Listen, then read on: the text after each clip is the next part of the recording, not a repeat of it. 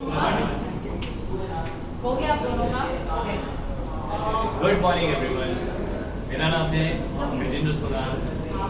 मैं आपको मेरी एक खास दोस्त की स्टोरी बताना चाहता हूँ। ये स्टोरी है ना, इतना दर्दनाक है और इस दर्दनाक वाली स्टोरी से ये लड़की कैसे बाहर निकली इसके बारे में बताया गया। और ये स्टोरी ही नहीं है फ्रेंड्स, ये सच्ची घटना पे आधारित है। ये लड़की जो है ना, राजस्थान से बिलोंग करती है। राजस्थान का कल्चर तो आपको पता है, जल्दी बाल विवाह हो जाता रहा वहां पे, है ना।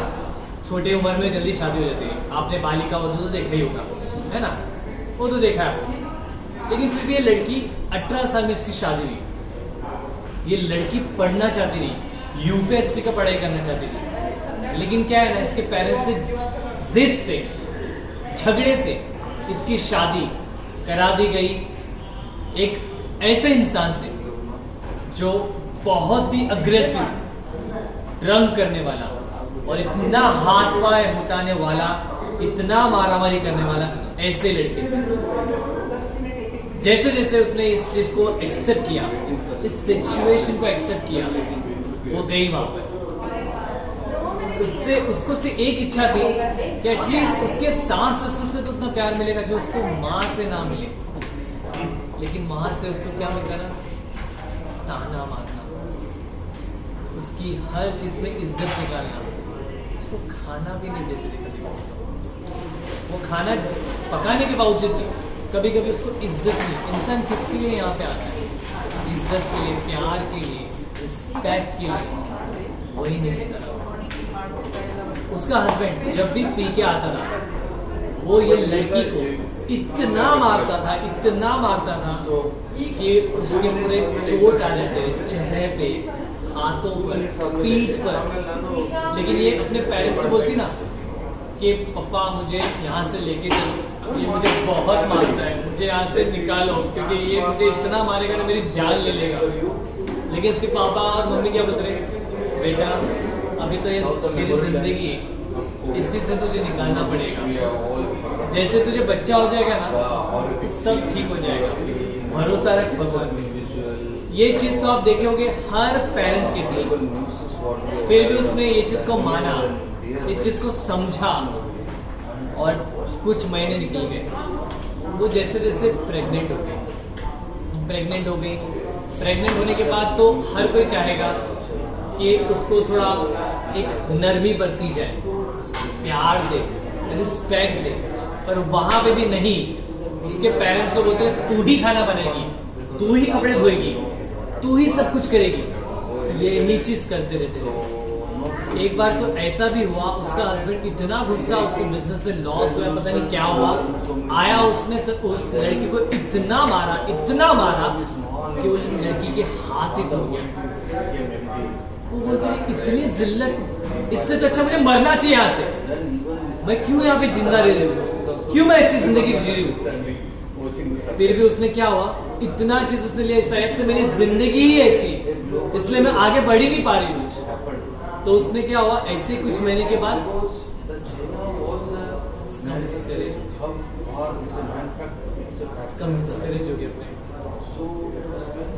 और क्या हुआ ना, जब मिसकैरेज उसका हुआ ना, तो उसने ये नहीं देखा कि ये उसके हस्बैंड का टॉर्चर था, उसके मॉम एंड डैड का जिल्लतें था। बट उसने ये माना कि ये बच्चे की खूनी मैं हूं, मैंने ही बच्चे को मारा है, क्योंकि मैं ही नहीं संभाल पाई, मैं अपने आप को नहीं संभाल पाई, बच्चे को क्या संभालूंगी।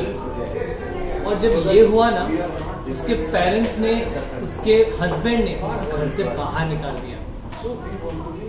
ये लड़की तो बोलती थी कि अच्छा हुआ ये मुझे घर से बाहर निकला, मुझे निकलना ही था यहाँ से। लेकिन वो चीज को जीने ही नहीं दे रही थी।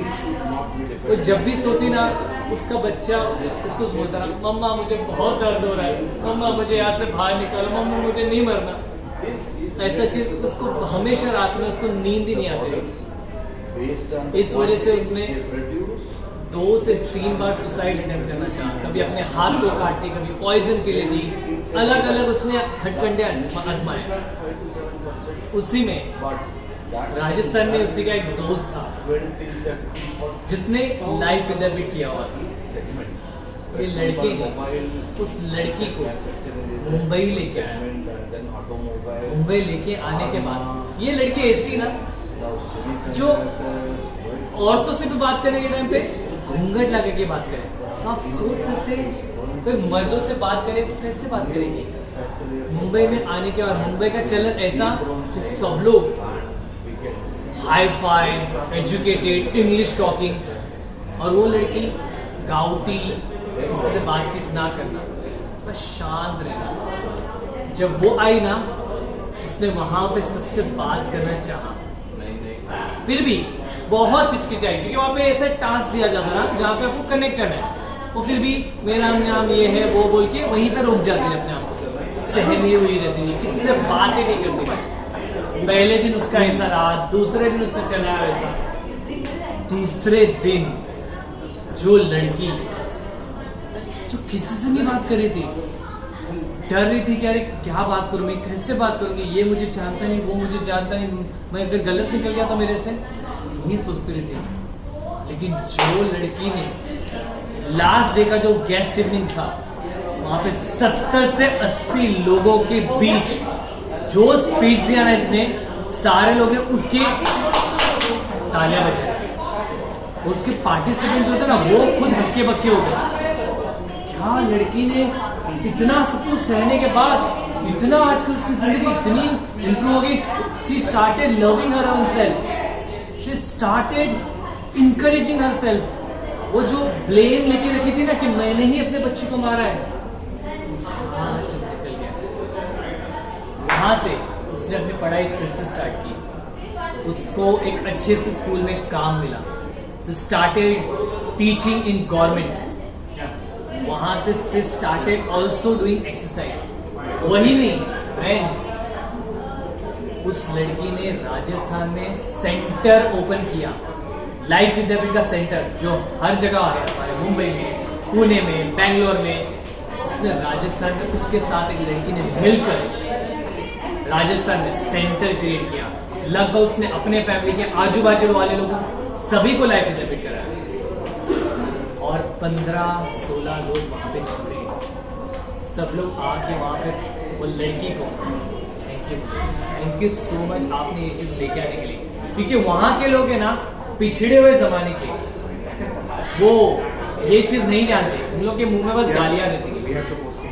उसने वहां पे कराया, सबको उसने थैंक यू कहा, उसने थैंक यू कहा, एंड फ्रॉम देयर वो लड़की हमेशा कॉन्ट्रीब्यूट कर रही, एक वर्कशॉप से दूसरे वर्कशॉप पे इस तरह से जाते गई वो। अब वो लड़की जो काफी उसकी बॉडी हैवी वेट थी, अब उसने अपना वेट अच्छा खासा लूज किया है। इवन जब उसके जो बेस्ट फ्रेंड जो था ना, उसका रिलेशन था उसके साथ, इवन उसने भी छोड़ के गया, जो 10 से 15 साल का रिलेशन था, but still she is happy and living her life peacefully. So this is the thing. I hope you got inspired with her story. Thank you so much for listening.